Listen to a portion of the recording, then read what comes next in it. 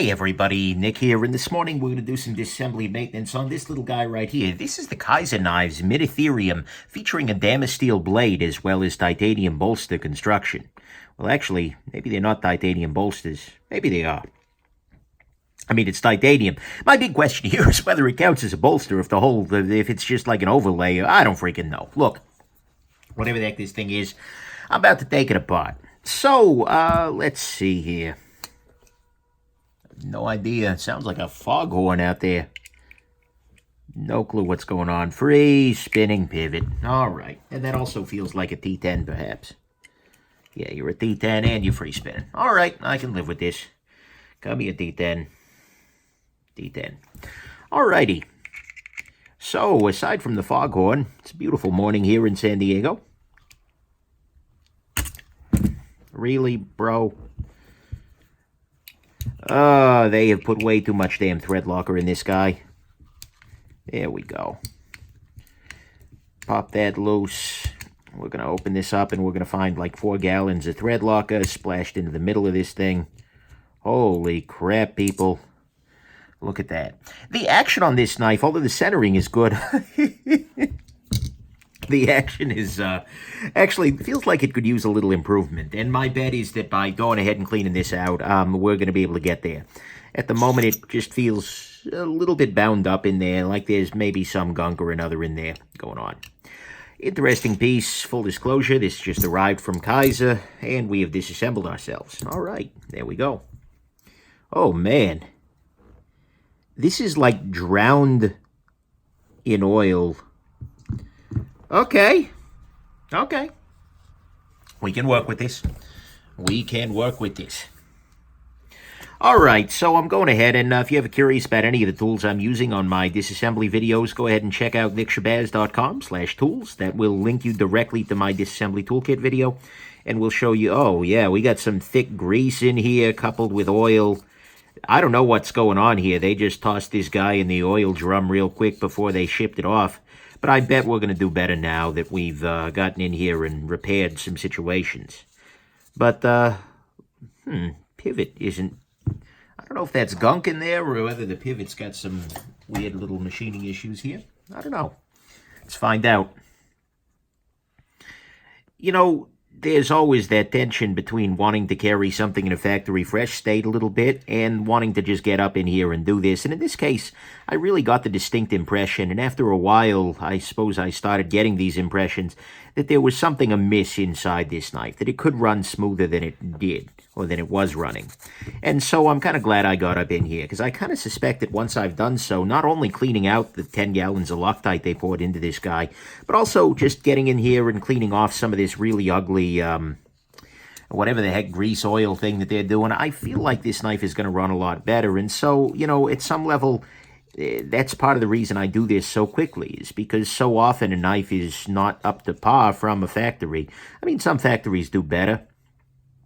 And of course, once you disassemble a knife, it is yours forever.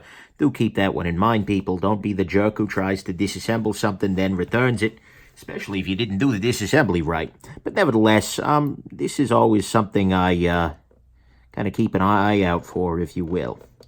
Just trying to get up in here and remove a little bit of this thread lock in here, using a very soft metal tool. Here, okay. Just because, holy crap, guys, there's a lot of thread locker in this thing. Yeah, there we go. Pop that loose. And I'll do the same thing here for the pivot. Just kind of turning it within my cloth here to try and disengage some of the gunk from the threads. That should make things... Oh, yeah, look at all that come loose. Nice. And then I'll go ahead and use this little tool to pop the rest of it out there. It kind of solidifies sometimes, which is what you want a thread locker to do, of course, but just not in this quantity. All right. Hopefully this will run well. So I already did a disassembly of the Minitherium, but that was a full carbon fiber piece. This is the first of them that is a... Again, I don't think it's a bolster lock because really it's a frame lock wearing some carbon fiber pants. But whatever it is, that's what we got going on here. I'm going to go ahead and switch to another fabric swatch just because The first one was already pretty gunked up, and, you know, there's no sense in just migrating the gunk around, right? Some days I think my life would be nicer if I had one of them fancy ultrasonic cleaners, but at the same time, most people don't, so I try and work with the tools that are available to most people on a pretty not so difficult basis. Even if you're not using the exact same tools I am, at the very least you're using very similar ones. And so this is I don't know, a little bit more analogous to what you might have going on at home. All right. Clean this off here. Oh boy, there is some high quality gunk up in here. And then I need to clean off these bearings independently because they are just saturated in some kind of evil or another. Okay. You know, I totally understand at some level that, you know, from a factory, you probably don't have the time, frankly, to get everything running perfectly. It might not make sense to, you know, really go that extra mile to get things dialed in if you're making 500 of them here today. That may not be a possibility. I mean, right now I'm 6 minutes into this knife, and given I had to take it apart first, but still, that may not be something that's doable for a company that's trying to make, you know, many, many, many of these on a regular basis. There we go. So at some level, it does behoove the end user to give it the care, for instance, that maybe the factory was not able to. What I'm going to go ahead and do here is, because I see these are completely coated in gunk, I'll sort of use this rubbing alcohol to do a first step washing them off inside these cloth swatches that are already contaminated, if you will. And then what I'll do is I'll take these out of the way, then I'll move to a fresh swatch. Considering that you can get these fabric swatches here, in my, I got a whole link in my disassembly toolkit. They're usually, I think, sold for gun cleaning, but they're really handy for pretty much everything, because they don't fall apart like paper towels.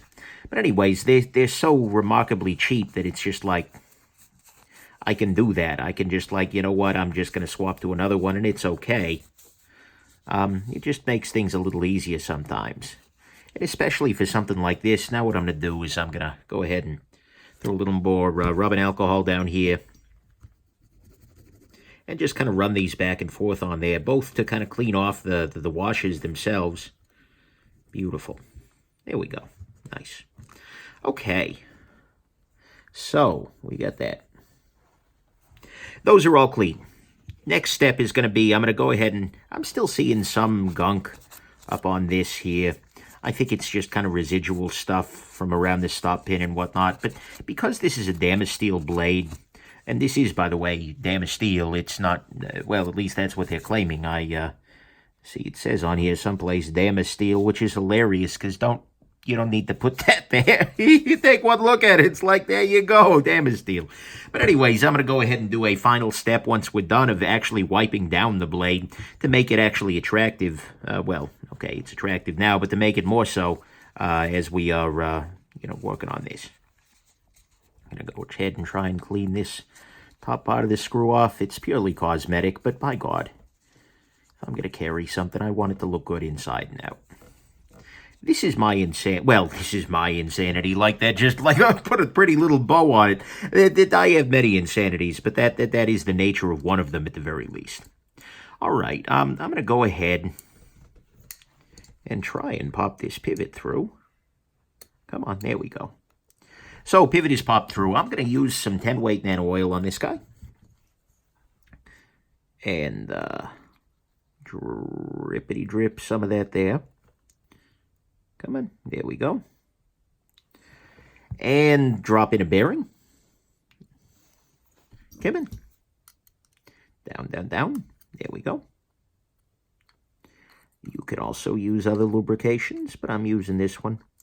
I have a suspicion based on my, and this is just a suspicion at this point in time, but based on my experience, which is limited in time depth, that it may be the case that the nano oil seems to last a little bit longer in pivots. Maybe that's completely insane of me. I don't know. But either way, they're not markedly different, and I wouldn't send you one place or the other strongly. Knife pivot lube is a little cheaper, but nano oil's got the 3 grand anyways. So, I don't know. I tend to, if there's something where I don't require, you know, knife pivot lube wins hand down for washers, but for bearings, not so much. Well, all I'm doing there is I'm lubricating the both the pivot and the blade, and then rotating the bearings to distribute that nicely. You can see here that, by the way, oh, damn it, I forgot to lube the detent ball path. So I'll go ahead and drop some in here. And that'll go ahead and lube that area up. And I'm over lubricating a little bit there. Okay, now, there we are. No other parts are missing here, which is good. And by the way, I do appreciate the fact that you don't ever have to take the carbon fiber off to disassemble this knife. That could have gone another way, and I appreciate the fact that it didn't. But okay, let's go ahead and start off with these guys in the back here. I'm going to use this Loctite on a stick here, which is just fine. Whoa, that's way too much thread locker. But the goal here is this allows me to use a pretty precise amount without risking doing what they did and just filling the entirety of the pivot with Loctite. Next step is going to be, yeah, I'll go ahead and I'll hand tighten. Well, of course, I'm hand tighten, never busting out the drill. There are very, very few reasons to ever use a power tool with a pocket knife.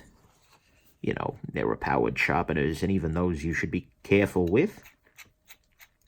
But if you're having to bust out your drill to get something loose, you're probably doing it wrong. I'm going to be honest with you there. Okay, now I'm going to go ahead and take my T10 bit here and just give this a liberal coating of thread locker, but not so liberal as they have provided for us. Come on.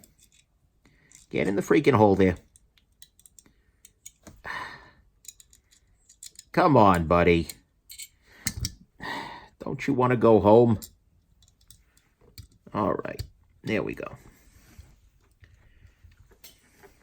That was easy. That's sarcastic. Okay, and we're back to free spinning country, but let's see where we're at pivot tension-wise. We need to go a little tighter. Oh, that's smoother. Oh, God, that's smoother. Oh, boy, is that smoother. Okay, but I still do need to tighten that pivot down a little bit further because right now it is a little too loose. So what I'll do is I'll go ahead, I'll place this extra driver here and tighten. Let's give it that. No blade play, way smoother, dead center. I'm feeling like maybe I can back this off a little bit. There's a level of, I don't want to say expertise, guys, come on. But there's a level at which you can kind of start to intuit what it feels like to be a little too tight in the pivot, etc. I think we've all had days where we're feeling a little tight in the pivot, so that doesn't even make any sense. That feels pretty damn good.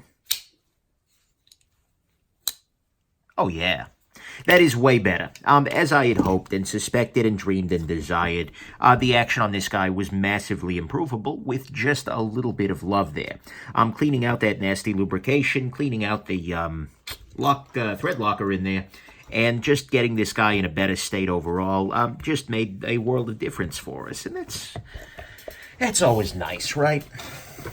You know, there's a temptation in the world, in general, to focus on replacement rather than improvement in the products that we have. Right now I'm actually just using some basically soapy water, detergenty water, if you will, along with a microfiber cloth, which happens to be Kizer branded. But anyways, there's always a temptation to replace rather than improve, and this is one of those areas where you can make a world of difference with just a little bit of tweaking. Okay. And right now I'm just cleaning this off because the Damasteel pattern is attractive and beautiful. There we go. See, absolutely gorgeous. And yeah, much, much better action. Always nice to make such an improvement to start your day off. Hope this has been interesting to you, and have yourselves just an absolutely wonderful rest of your day. Bye now.